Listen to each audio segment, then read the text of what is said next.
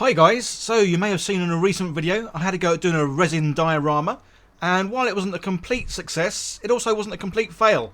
So I thought I'd have another go, and this time I'm using this epoxy resin by Let's Resin, obviously in some large tubs here, and this is mixed on a ratio of 2:1.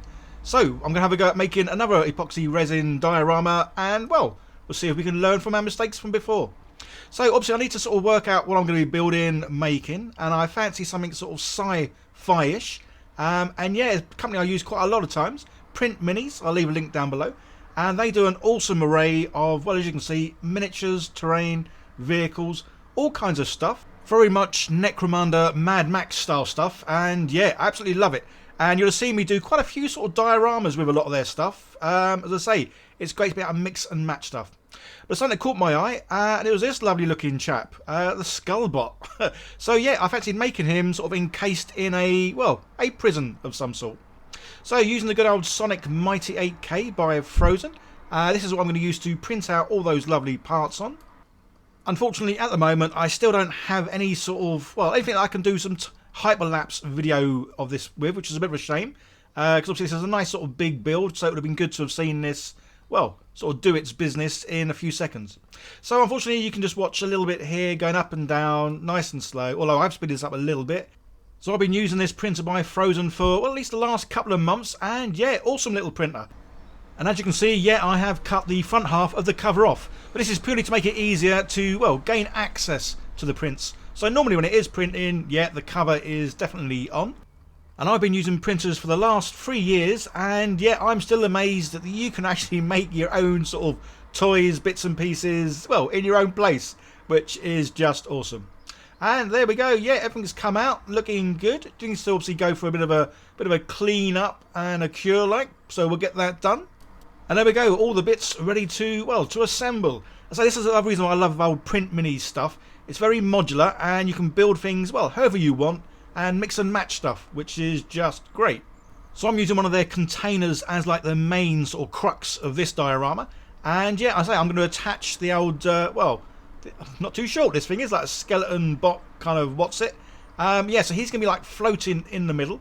So to help achieve that, yeah, I've got the rod going through his head into the top of the container there, just so that he's nice and secure and, well, he won't move.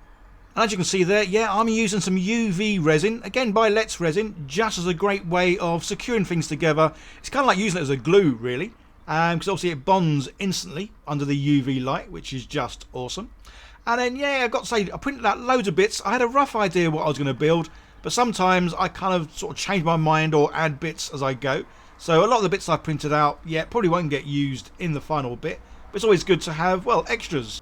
While I am gluing some bits together, so I want to say a big shout out and thank you to all my lovely patrons for helping support the channel each and every month. It's very much appreciated, as it does mean I can continue being a big kid and, well, trying out some new things within this wonderful hobby. So it's now at a stage where it's ready to paint, and yeah, good old priming in black, but rather than dry brush white, I'm going to dry brush with some metal chrome looking colour here. And then I'll paint over the top with some green stuff, well, dipping inks. But say this just gives it a bit more of a metallic sort of feel to the whole thing. And, well, and I just love dry brushing. It's one of the simplest sort of ways of getting some paint on and giving some good effects, especially, well, for like metal containers such as this. And if you are new here and you like what I do, don't forget to hit that subscribe button and turn on the bell, as I am producing, well, this month I'm going to go for 3 videos every week, as I really am having so much fun. And there's a few things I want to try out this month.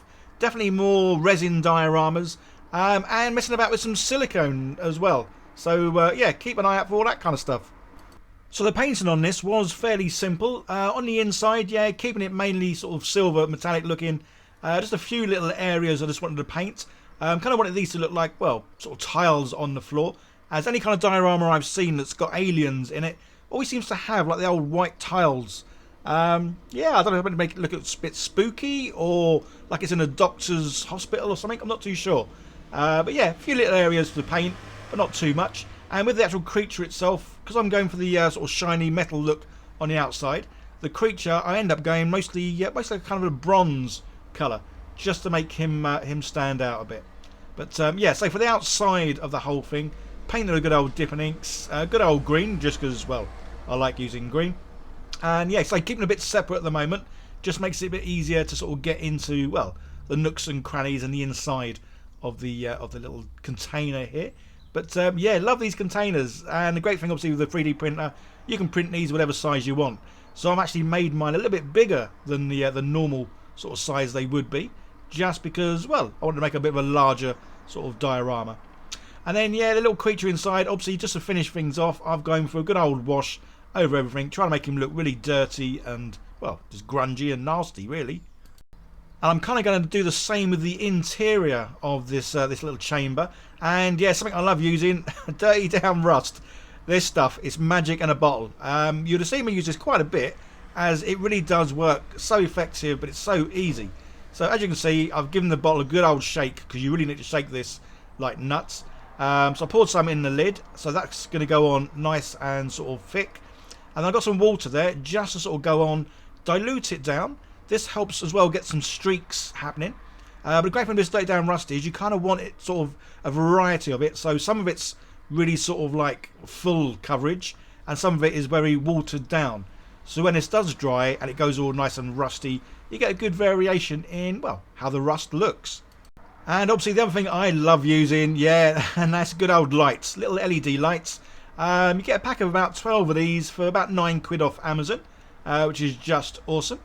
Come with the batteries and everything, so yeah, they are good to go. So I'm doing mine at the bottom, and then yeah, I'm going to try and attach it in there. Well, just so I can have lights, well, on the inside of this. Gets a little bit fiddly the next bit, because it is a case of, well, trying to put it in place and then glue it while it doesn't move. So again, I'm using the good old UV resin as the glue, just because obviously this stuff, it does bond instantly once you get the UV light on it.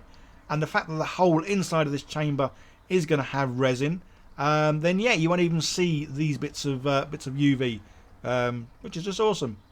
So I've got most things in place, and now to yeah, glue the bits together. And then obviously comes the exciting bit of mixing up and pouring some resin. So I think this little project will be my fourth sort of diorama with resin.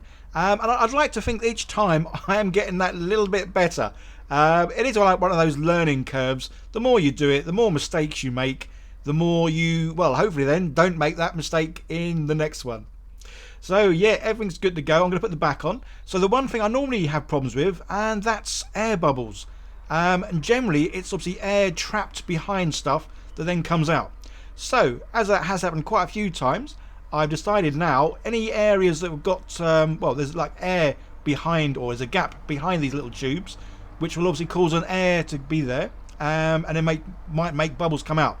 So cunning plan, get in there first, block up any areas where air could be trapped, and then obviously gets released later on in the actual process.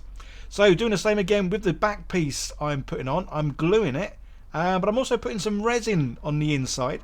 So when this thing gets squished together, obviously the glue's going to hold it in place, but then I can use my little UV light, so any of the resin that's sort of squished out, I can then use to cure it. Because obviously the main thing is this whole thing is going to get poured or going to be filled with resin. So I really want to make sure this is airtight, watertight, just tight. Yeah, I don't want resin pouring out from, well, any areas where it shouldn't be. So yeah, again, using the UV resin and the UV lights, hopefully this will make a nice strong bond for everything. And there we go. Yeah, he's looking good. Obviously just got these side bits to now fill. Yeah, I've had a bit of a quandary here because there's several ways I thought of doing this. The way I have done it possibly isn't the best. Yeah, stick around to the end and you'll see what I mean by that. But obviously checking, yeah, the lights work, everything looks good. This is where it's at the stage where I'm really pleased everything's gone so well. What can happen next? So I've got me sheets of, well, thin sheets of plastic. These are 3mm, and I'm going to use these to cover up these holes. As obviously, well, if I don't, yeah, there's a big gap for the resin to pour out. So this stuff's pretty easy to cut. A couple of scores with a good old blade, although I do need to get a better blade. I'm using blades that I've had for like years, so they're a bit pants. But yeah, use a better blade than I do. And then just sort of crack the thing. A bit of false, it will crack eventually. There we go, there we go. Yeah, and then just cut that to the desired sizes. So the other thing I've done is to spray paint the inside with a good old matte varnish by the Colour Forge. Unfortunately, I think I should have done this before putting over some of that UV stuff, because as you can see, it's gone a bit cloudy. I'm hoping that'll be resolved later, but we'll see. So the bits of plastic I've cut, I've sort of glued together, and yeah, these fit nicely on the inside. And then what I thought I would do is put some, rather than glue them in place, I'd go over on the outside with some UV resin, just to sort of keep everything together. Again, trying to learn by mistakes I've made in prior times, and just trying to work out, well, better ways of doing things. And this seemed, well, like a good way of doing things. So now the fun bit, let's get some resin in and start mixing. So as you can see, yeah, I've got my tray here just in case any resin pours out, as I'm not 100% confident that I've filled all the gaps. So here we go. Yeah, so Let's Resin kindly sent me the epoxy resin here for nice deep pour. Say lovely 2 big pots, so we'll be able to make lots more dioramas. And this is mixed on, I say, the ratio of 2:1. So again, this time more prepared. I've got a bigger bowl, and I've got a proper stirrer for mixing resin attached to my drill. So I poured in the required amounts, and yeah, rather than trying to stir, because I did find when I was stirring with a stirring stick, I almost felt like I was putting air into the thing. So with this thing, obviously it stays underneath the resin, and yeah, just keep stirring. And there we go. Yeah, it's been quite a while doing it, but again, it's worth doing it till it's fully mixed, or till you hope it's fully mixed. Yeah, here we go. Take the last good look at my little creature with the LEDs working. Will it still be working by the end of the video? We'll soon find out. So let's pour some resin in, keep our fingers crossed, and hope for the best.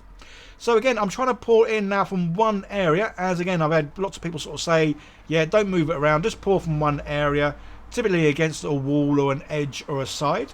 So that's exactly what I'm doing here. And then just sort of tilting it as I go, just so, well, I don't spill some over the edges. So yeah, pouring away, and then it kind of dawned on me that I may have made too much resin up. Obviously, I was just eyeballing it, but as you can see, yeah, I've made about twice as much as I probably needed to. And then, yeah, setting fire. Again, if you've seen my last video, I set fire to a little bit of the diorama. So this time, I'm not going to go too near the edge, he says, as he still goes near the edge. So using this, yeah, some bubbles have come up. So this is about 10 minutes later. So a few little bubbles have escaped. They're at the top. Using a little flame, yeah, it just pops them nicely. So this resin I'm using by Let's Resin, it's a 72-hour cure time. There are all links down below, guys. Check the description for links to everything I am using. But initially, yeah, look, it's perfect. There's no bubbles in there whatsoever, which is great. So 72 hours later, and this is what we have. And yeah, success! Hooray!